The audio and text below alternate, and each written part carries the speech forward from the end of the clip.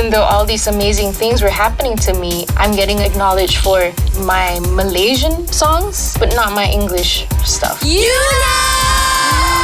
So things were moving really fast. A lot of things were happening in Malaysia. And I had this label guy from Los Angeles who just started his management label, like chasing me and emailing me, and I didn't know what to do, I had so many things going on in Malaysia. I decided to maybe wait for a little bit. And that wasn't until my mom forced me to reply, hey, do you know this guy, Ben, is trying to reach out to you? I'm like, how do you know Ben?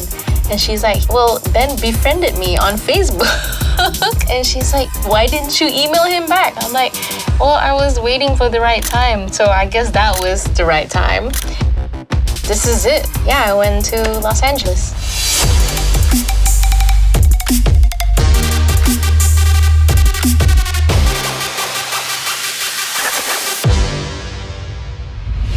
He's one in a million. I don't know when I'll be seeing him again.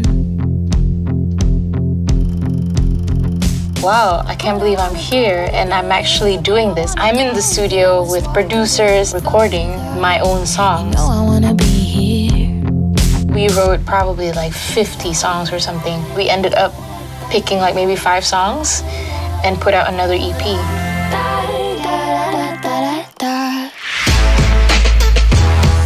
He wanted to work with me. And I'm like, okay, hang on, let me just sit with this for a minute. I didn't really have time to prepare. Literally just brushed my teeth, got ready. I hope I look okay. Got into a cab, arrived at the studio thinking I would still have time to prep for this huge meeting. Got out of the cab and there he was getting out of his car. I was like, hi, I'm Yuna.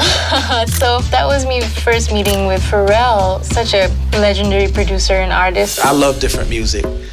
And when I met Yuna and heard some of the things that she had done, I'm listening to the music and I'm looking at her what is this? And that is that special thing when you meet somebody and you hear something that's completely different than what you expect. And every time they sing a note, you're just locked in. I had to snap out of my fangirl mode. I just had to impress. One day when I came, he's like, I'm working on this track. Do you like this? Yeah, I like it a lot. This really cool current beat. I'm like, who's it for? And he's like, this is for you, silly. I was panicking. I'm like, oh my God, I don't know how to write to this. And he's like, just be open to it. And he really pushed me. He's like, Yuna, you have to try and do this. Do a different kind of songwriting. Don't hide from what you are and rise before you fall. Having some songs with Pharrell, it definitely gave me credibility, I think. And I was able to work with anybody. Yeah, she's got light in her face. She don't need no rescuing and she's okay. I got a call oh, Yuna, Oliver Stone wants you to cover Here Comes the Sun by the Beatles for a film called Savages. Can you do it with the ukulele? Yeah, I can do it, definitely. I didn't know how to play the ukulele. Bought a ukulele, learned how to play it. I was a go-getter. In the midst of me chasing my dreams, a lot of things were happening in my personal life. I had just ended my relationship. I lost my grandfather, who I'm really close to, and my uncle too. And these were the 2 key people in my life that were really supportive. They kept every single newspaper cutting of me, and when both of them passed away, I was in LA at the time, and I had some shows, I had jobs, and I couldn't fly back, and it was really tough, for me. I felt maybe, I was a little bit depressed that year, but I bounced back. 2015, I was ready to go, and I released Chapters.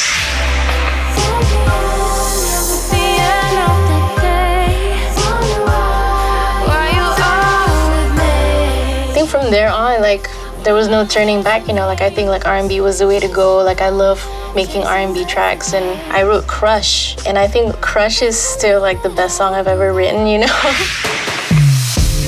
call me on a lazy afternoon.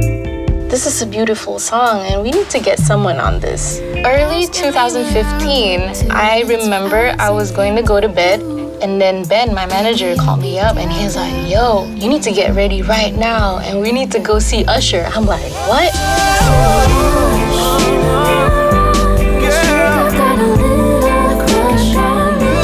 You know, having Pharrell and Usher, like being like some of the people that I work with, I definitely felt a rush. Like, okay, well, I need to make more music where I'm collaborating with other artists. Yeah, I was ready for it.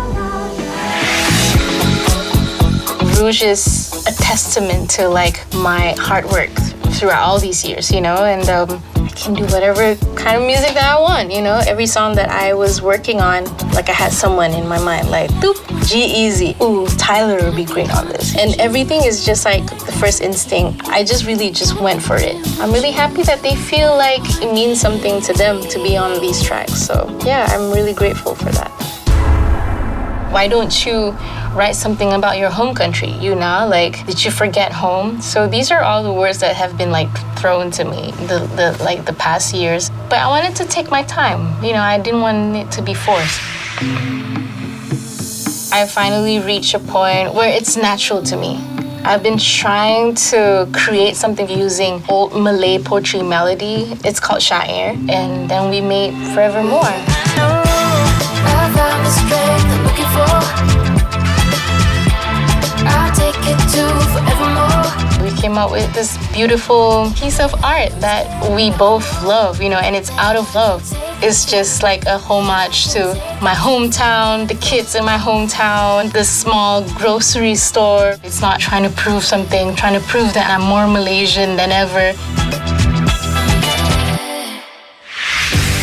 We say hello, we say goodbye, and I know that we'll be alright. 10 years ago, I was doing music in my bedroom, you know, and now I'm here making music in America and putting albums out, going on tours around the world, like meeting fans and performing for people.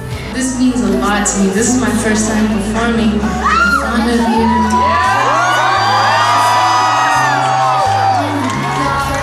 I'm really happy to just like embrace every moment that I have working on my music, and it doesn't have to be the #1 album right now, but it's the album that I've always wanted, you know, so that's my version of success, I think.